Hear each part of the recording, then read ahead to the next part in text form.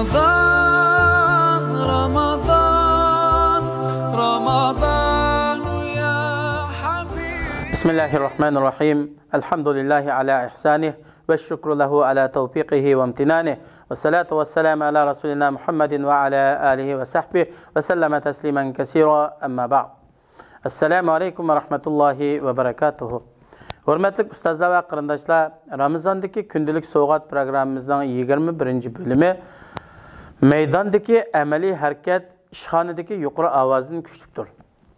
Allah subhanahu ve teala Kur'an-ı Kerim'de mındaktaydı. Euzu billahi mineşşeytanirracim.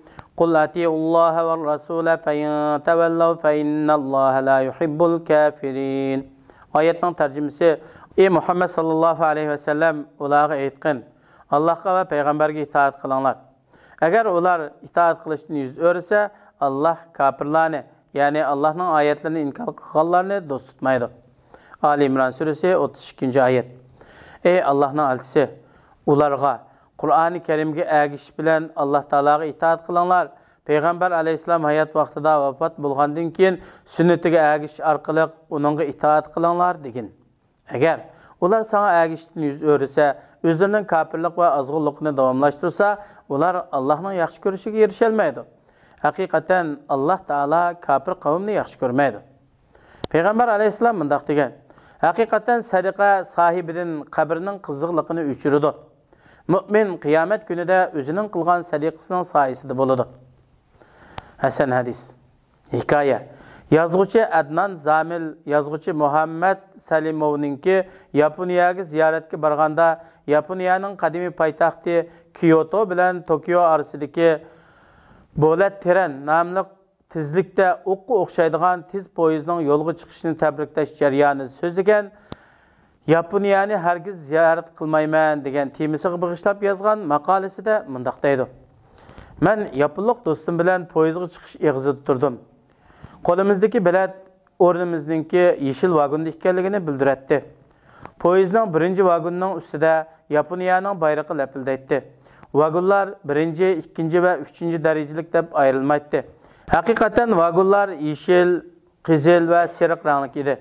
Yaponlik hamroyim yeshil vagonning ishiga uchun tayyorlangan o'rinda o'tirishga ishorat qildi. Poyezd kelganda yeshil vagon belgilangan o'rindan bir qancha santimetr farqlik bilan mening do'stimning oldiga kelib to'xtadi.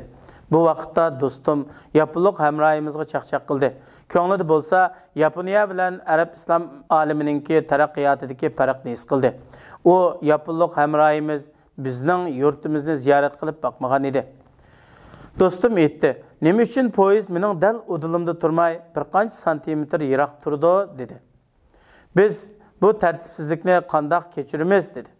Yaponlik hamroyimiz bu kutmagan savol va chaqchaqni tushunmay, yuzlari qip-qizil bo'lib, xijillik bilan "Kechiringlar, bundaq ish hargiz takrorlanmaydi" deb o'zining bu ishdan afsuslanganligini va bu ishning bundan keyin hargiz takrorlanmaydiganligini aytib, uzr so'radi va poyezdga mas'ul xodimni tepib, buni xotirlatadiganligini aytdi.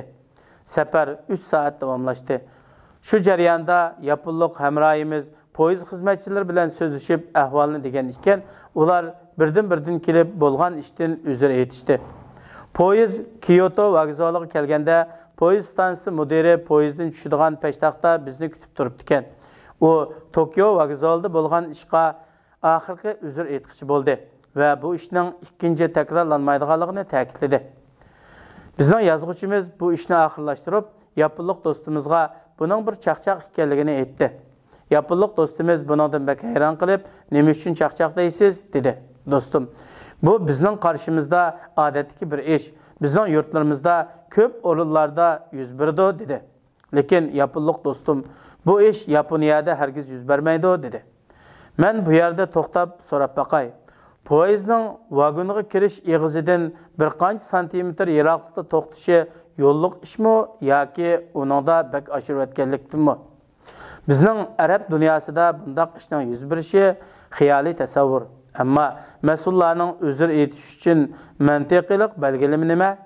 Uzr aytish tugul biz mas'ullardan biror narsani ayblay olamizmi? Buning hammasidan burun bu aslida xatolikmi? Buni o'ylanib boqaylik. Hikmat, Amaliy harakat ishxonadagi yuqori ovozdan kuchlidir. Duo. Robbimiz bizni mag'firat qilsalar, bizga rahmat qilsalar. Sizlar rahmat qilguvchilarning eng yaxshisi. Fikr. Ramazonning oxirgi 10 kechalarining avvalgi taq kechasi o'tdi. Bizning oyning oxirgi kechalarida nima qilish to'g'risida fikr qilaylik va plan tuzaylik. Qadr kechasining qachon bo'lganligini bilmaymiz. Alloh taoladan bizni qadr kechasida iymon etgan va Allohdan savob umid qilgan holatda qiyomda turganlardan qilishini so'raymiz. Vassalomu alaykum va rahmatullohi va barakatuh. Ramadan